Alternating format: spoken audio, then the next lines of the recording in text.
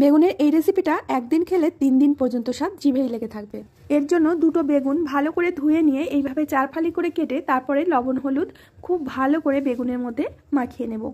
তারপর একটা কড়াইতে সরষের তেল খুব ভালো করে গরম করে নিয়ে একে একে বেগুনগুলো দিয়ে লাল করে ভেজে নেব। আমি এখানে বেগুনগুলো লম্বা করে কেটেছি, তোমরা চাইলে গোল করেও কেটে নিতে পারো। উল্টে পাল্টে বেগুনগুলোকে একটু লাল করে ভেজে তুলে নেব।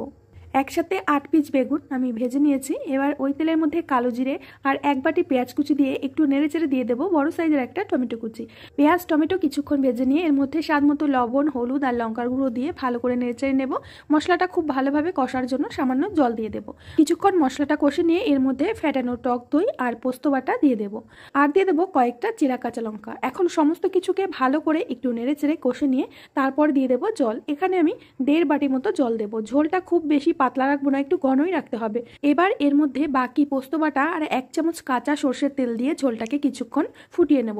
ঝোলটা এইভাবে ফুটে উঠলে তারপরে একে একে বেগুন ভাজাগুলো দিয়ে দিতে হবে।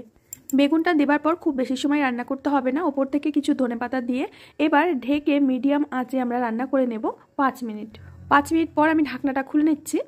এবার নামিয়ে গরম গরম ভাত বা রুটির সাথে পরিবেশন করতে পারো, খেতে দারুণ লাগে। রেসিপিটা ভালো লাগলে অবশ্যই বন্ধুদের মধ্যে শেয়ার করবেন।